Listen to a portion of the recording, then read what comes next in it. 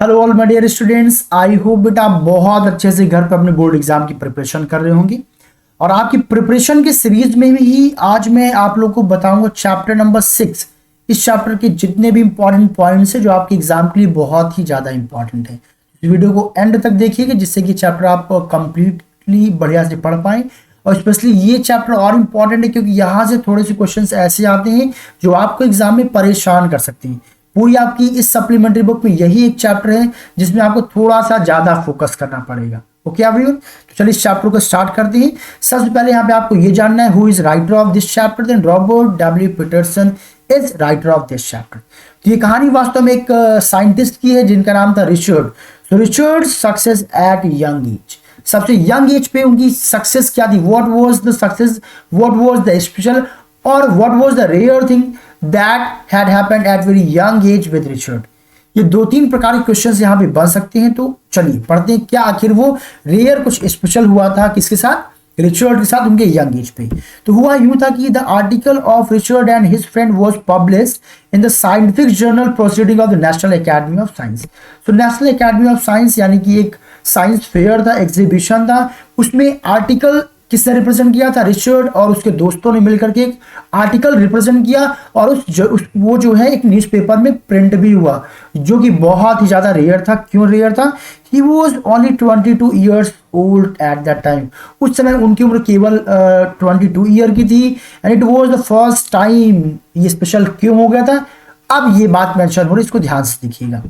So it was the first time, क्यों ये special था, क्योंकि पहली बार था that the research work of college student was publish. यानी कि इसके पहले किसी कॉलेज स्टूडेंट का कोई भी रिसर्च आर्टिकल पब्लिश नहीं हुआ था, बट रिचर्ड और उसके दोस्तों का आर्टिकल पहली बार न्यूज़पेपर में पब्लिश हुआ, इसलिए वो इवेंट और ज्यादा स्पेशल हो गया था। And it was rare honour of Richard, और सिंपली रिचर्ड के लिए बहुत एक रेयर बहुत स्पेशल एक ऑनर था। वैसे रिचर्ड के बारे में कुछ जानकारियां भी आपको रखनी है, ये भी एग्जाम में पूछा जाता है कि बेसिकली रिचर्ड बचपन से क्या थे, कलेक्टर थे। उन्हें चीजों को कलेक्ट करना, इकट्ठा करना बहुत पसंद था। क्वेश्चन यहाँ पे ये पूछा जाता है why he started collecting things, उन्होंने चीजों को कलेक्ट करना शुरू क्यों किया। इसका आंसर अभी हम आगे जानेंगे। वैसे और आपको क्या जानना है रिचर्ड के बारे में, from childhood Richard was the only son of his parent, यानी जो अपने पेरेंट्स की वो केवल इकलौती संतान थी, कोई और बच्चा नहीं था। And he grew up Reading the Pennsylvania USA. तो कहाँ पे बड़ी उनकी नर्चरिंग कहाँ पे हुई, तो उनकी नर्चरिंग हुई पेनिसिल्वानिया यूएसए में हुई थी। And he had no one to play. ये देखिए आंसर स्टार्ट होगा आपके इस क्वेश्चन का जो मैंने अभी बोला कि उन्होंने कलेक्शन का काम क्यों शुरू किया। तो यहाँ पे आप लॉजिक क्या लिखेंगे, आंसर क्या लिखेंगे, तो उन्होंने कलेक्शन का वर्क इसलिए स्टार्ट किया because he had no one to play, उनके साथ वहां पर खेलने वाला कोई भी बच्चा नहीं था। So he started collecting the things, इसीलिए उन्होंने चीजों को कलेक्ट करना स्टार्ट कर दिया। बाद में वही उनका पैशन बन गया। क्या क्या वो कलेक्ट करते थे, जैसे कि rocks, fossils, coins etcetera. And gazing at stars and collecting butterflies were his hobbies. ये सारी चीजें उनकी क्या थी, हॉबीज थी। तारों को देखना, तितलियों को कलेक्ट करना, रॉक्स को, फॉसिल्स को, क्वाइंस को, ये सब चीजें उन्हें पसंद आती थी। और पसंद आने के कारण क्या था, उनके पास कोई और विकल्प था भी नहीं क्योंकि वहां पे कोई उनके साथ खेलने वाला नहीं था। फिर रिचर्ड की मदर का क्या रोल हुआ, what was the role of Richard mother in life of Richard. तो Richard mother was constantly with him, लगातार रिचर्ड का मदर का एक बहुत इंपॉर्टेंट रोल था क्योंकि लगातार वो अपने बच्चे के साथ रहती थी। And she encourage him by taking him on trips, और वो कई सारी इंपॉर्टेंट ट्रिप्स में, नॉलेजेबल ट्रिप्स पे भी रिचर्ड को ले जाती थी जिससे कि उसे मोटिवेशन मिल सके, प्रैक्टिकल चीजों को वो जान सके। बॉट हिम टेलीस्कोप, उसे टेलीस्कोप ला करके देती थी। जब उन्होंने देखा कि वो स्टार्स को देखा करता तो उसकी जिज्ञासा को बढ़ाने के लिए हर वो वर्क करती थी। एंड अदर इक्विपमेंट्स, और भी कई सारे यूजफुल ऐसे इक्विपमेंट वो ला करके दिया करती थी। शी फाउंड वर्क चैलेंजिंग, वो रिचर्ड के लिए ऐसे वर्क ढूंढा करती थी जो चैलेंजिंग हो, जिससे वो कुछ ना कुछ बेहतर सीख पाए। And help him to learn a lot, और हमेशा उसकी मदद करती थी जिससे वो अच्छा से अच्छा, बेहतर से बेहतर सीख पाए। तो this was the role of mother. अगर मदर का रोल आता तो ये सारे पॉइंट्स आप मेंशन करेंगे। अब सबसे एक बात इंपॉर्टेंट आपको यहां पे याद रखनी है, the travel of monarch x. तो ये जो मोनार्क एक्स है इसका क्या रोल था, क्योंकि यही वो बुक था जिसने रिजल्ट को बटरफ्लाई से जोड़ा। तो आखिर हुआ क्या था, reading of a children book title, एक उन्होंने बच्चों की किताब पढ़ी जो कि उनकी मदर उनको ला करके दी। कब? जब रिचर्ड को लगा कि जब वो बटरफ्लाइज को कलेक्शन करना स्टार्ट करते, मुझे लगता नहीं बस अब और ज्यादा बटरफ्लाइज मेरे आसपास नहीं है, तो उनके एक्साइटमेंट को, क्यूरियसनेस को बढ़ाने के लिए रिचर्ड की मदर रिचर्ड को एक बुक देती जिसका नाम क्या था? The travel of monarch. और वो बुक से वो बहुत ज्यादा इंस्पायर होते हैं और आपके एग्जाम में क्वेश्चन पूछा जाता है, what was the role of that monarch book, the travels of the monarch X, उसका रोल क्या था? तो उसने क्या किया? रिचर्ड को बहुत ज्यादा एक्साइटमेंट से, क्यूरियसनेस से, क्वेश्चन से भर दिया। ही बिकेम इंटरेस्टेड, बहुत ज्यादा इंटरेस्टेड हो गए in the world of science. जब इस बुक को पढ़ते हैं तो साइंस के प्रति उनका रुझान बढ़ता चला गया। And the book asked the reader, उस बुक की सबसे स्पेशल बात क्या थी कि जो रीडर्स उस बुक को पढ़ते थे उनमें एक स्टेटमेंट था, स्टडी बटरफ्लाइज माइग्रेशन, कि आप लोग क्या करिए? बटरफ्लाइज के माइग्रेशन पे, बटरफ्लाइज के प्रवास करने में, एक जगह से दूसरी जगह जाते हैं वो, उनके प्रवास पे कुछ डिटेल्स दी गई थी, उस पर वर्क करने के लिए बोला गया था। Richard came in contact with the scientist doctor Oakhart through this book. इसके बाद रिचर्ड किसके कांटेक्ट में आ गए? डॉक्टर ओकहर्ट के कांटेक्ट में आए with the help of that book, क्योंकि उस बुक में इनवाइट किया था किसी डॉक्टर ओकहर्ट ने उन सभी को जो लोग उस बुक को रीड करते थे। चूंकि रिचर्ड ने उस बुक को पढ़ा तो उनको भी एक इन्विटेशन मिला कि आप भी क्या करिए? बटरफ्लाइज की माइग्रेशन पे वर्क करिए। फिर क्या उन्होंने शुरू कर दिया। हु इन्फ्लुएंस्ड हिम ग्रेटली, और ओकहर्ट ने उन्हें बहुत ज्यादा प्रभावित भी किया। अब क्या हुआ आगे आपको जानना है। Richard raises monarch butterflies. अब चूंकि जैसा कि मैंने आपको बताया अभी कि उस बुक में क्या था कि टास्क था कि आप लोग क्या करिए? बटरफ्लाइज की माइग्रेशन पे वर्क करिए। और इस प्रकार रिचर्ड ने माइग्रेशन पे वर्क करना स्टार्ट कर दिया। तो यहाँ वह तितलियों को पकड़ना काफी कठिन था, तो इसके लिए उन्होंने क्या किया? अपने घर पे बटरफ्लाइज को की नर्चरिंग करना उन्होंने स्टार्ट कर दिया। तो Richard decided to raise butterflies at home. उन्होंने घर पे ही बटरफ्लाइज को रेस करना, पैदा करना स्टार्ट कर दिया। स्टडी देयर माइग्रेशन पैटर्न, क्या करने के लिए? उनके माइग्रेशन पैटर्न को समझने के लिए। तो क्यों उन्होंने बटरफ्लाइज का माइग्रेशन स्टार्ट किया? जिससे कि इजीली घर पर ही वो माइग्रेशन को समझ पाए, क्योंकि तितलियों को गार्डन पकड़ना बहुत डिफिकल्ट टास्क था। ही वुड कैच, उसके लिए वो करते क्या थे? वो कैच फीमेल मोनार्क, वो फीमेल मोनार्क को पकड़ते थे, टेक हर एग्स, उसके एग्स को वो लिया करते थे। And he would watch all the stages of development of butterfly, और फिर उसकी नर्चरिंग वो करते थे। और किसी भी जो बटरफ्लाइज जितने भी स्टेजेस होते हैं डेवलप होने के, सारे डेवलपमेंट को वो प्रॉपरली रिकॉग्नाइज करते थे। Then he would tag their wings and free them. इसके बाद उनके विंग्स पे वो एक एडहेसिव टैग लगाया करते थे और फ्री कर देते थे। इसलिए क्योंकि उनके माइग्रेशन को समझना होता था। जब तक आप उन बटरफ्लाइज को फ्री नहीं करोगे वो एक स्थान से दूसरे स्थान पर जा नहीं पाएंगे। And he did it many years, कई सालों तक उन्होंने इस काम को किया। And raised thousand of butterflies in the basement of his home. अपने घर के बेसमेंट में हजारों की संख्या में उन्होंने क्या किया? रिचर्ड इस प्रोजेक्ट पे काम किया। इसमें खैर एक क्वेश्चन और आता है, एंड पे उन्होंने इस वर्क को बंद कर दिया। वाई? क्यों? वो बहुत डिसअपॉइंट हो जाते हैं। क्यों डिसअपॉइंट हो जाते हैं? क्योंकि इसका रिस्पॉन्स उन्हें बहुत कम मिलता है। कुछ ही बटरफ्लाइज ऐसी थी जिनका दोबारा उन्हें रिपोर्ट मिला, वो भी बहुत दूर वो माइग्रेट नहीं कर पाई। घर से कुछ ही दूर पर उनके बारे में पता चला, यानी कि बहुत लंबा माइग्रेशन, बहुत दूर तक एक लॉन्ग डिस्टेंस में उनका माइग्रेशन नहीं हो पाया और रिस्पॉन्स बहुत कम मिल रहा था। इससे वो डिसअपॉइंट हो गए थे। अब आगे फिर क्या हुआ? Richard entry in county science fair, जो साइंस एग्जीबिशन में उनकी एंट्री कैसी हुई, ये एक बहुत इंपॉर्टेंट टास्क होगा, बहुत ध्यान से सुनिएगा। तो Richard displayed his slides of frog eight the county science fair. उनके स्कूल में काउंटी साइंस फेयर यानी कि साइंस एग्जीबिशन हुआ और उन्होंने उसमें सबसे पहला, बहुत ध्यान सुनिएगा, तो सबसे पहला जो इवेंट था साइंस एग्जीबिशन का, उसमें उन्होंने क्या दिखाया था? फ्रॉग्स के जो टिश्यूज होते हैं, स्लाइड्स होते हैं माइक्रोस्कोप में, वो दिखाया था। यानी कुछ नया नहीं किया, ये ध्यान दीजिएगा, किसी खोजी हुई चीज को बस उन्होंने दिखाया अपने उस इवेंट में, but did not win any. हुआ क्या? उसके बाद उन्होंने क्या रियलाइज किया कि उनके जितने भी दोस्त थे उनमें से सबको कोई ना कोई इनाम मिला, कोई ना कोई रैंक मिली, बट उनको कोई भी अवार्ड नहीं मिला। क्यों नहीं मिला? क्योंकि उनका प्रोजेक्ट क्या था? कॉपीड था, कुछ नया नहीं था, कुछ स्पेशल नहीं था। तभी he realise that he needed to carry out real experiment to win the award. तो उन्हें रियलाइज हुआ कि अगर मुझे वास्तव में अगर अवार्ड जीतने हैं, मुझे क्या करना पड़ेगा? रियल एक्सपेरिमेंट्स को दिखाना होगा। तो यहां से एक इंपॉर्टेंट क्वेश्चन यहां पे बनेगा, व्हेन ही रियलाइज्ड या how he realised that he should work on real experiments to get award.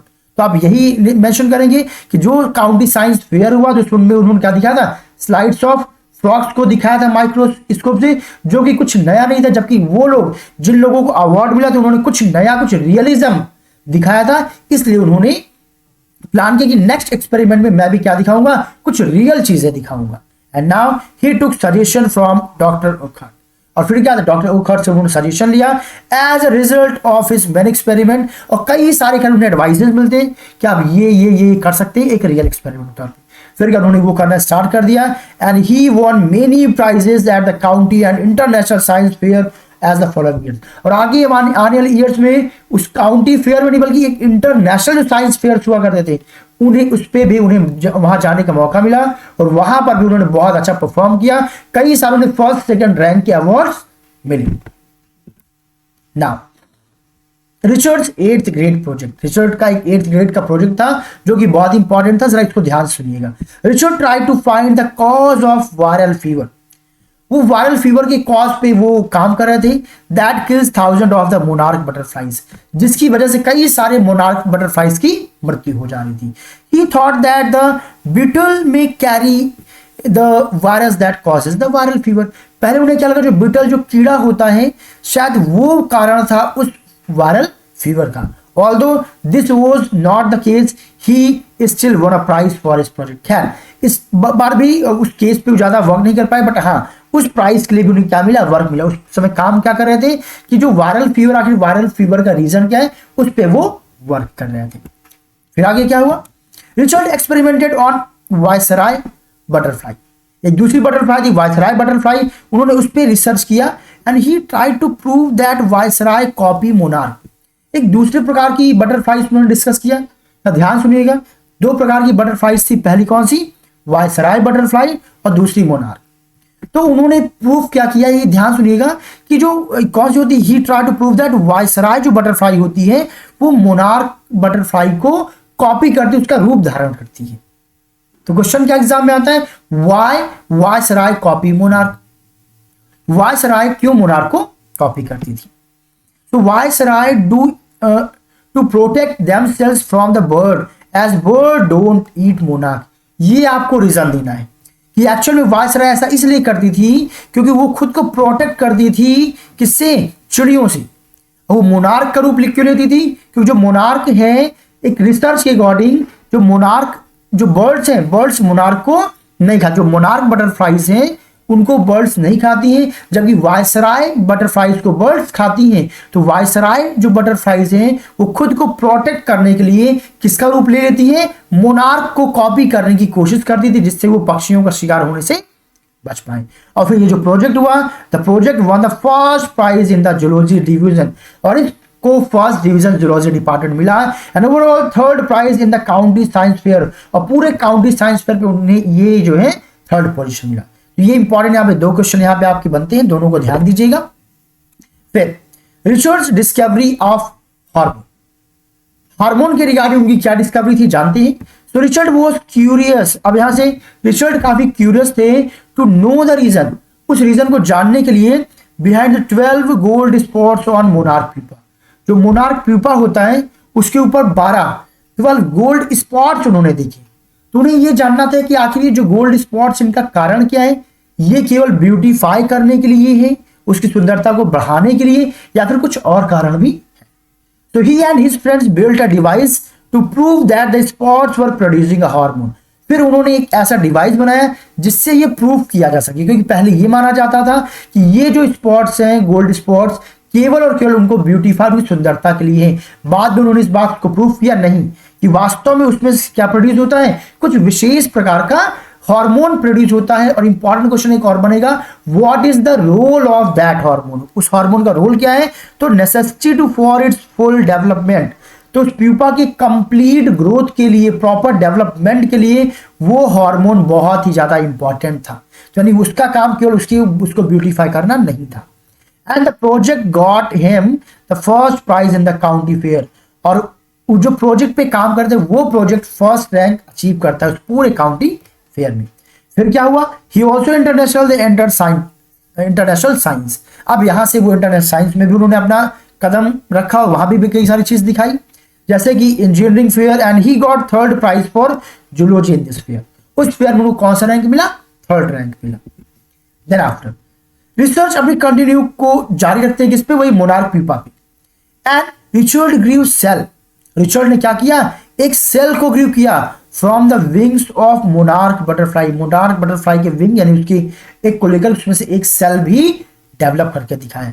He further proved, बाद में उन्होंने प्रूव भी किया that cell grow into the cells of wings, जो सेल होते हैं वो किसमें? बाद में विंग्स में कन्वर्ट हो जाते हैं। And only when they are injected with the hormone from the gold spot. और उन्होंने क्या बताया कि जो हार्मोन, वो जो डेवलपमेंट हुआ किसकी वजह से हुआ? जो गोल्ड स्पॉट्स थे, जो गोल्ड स्पॉट से जो हार्मोन निकल रहे थे, वो हार्मोन इतने इंपॉर्टेंट थे, इतने प्रीशियस थे, उनको उसमें इंजेक्ट करने की वजह से वो सेल्स किसमें कन्वर्ट हो पा रहे थे? The cells of wings.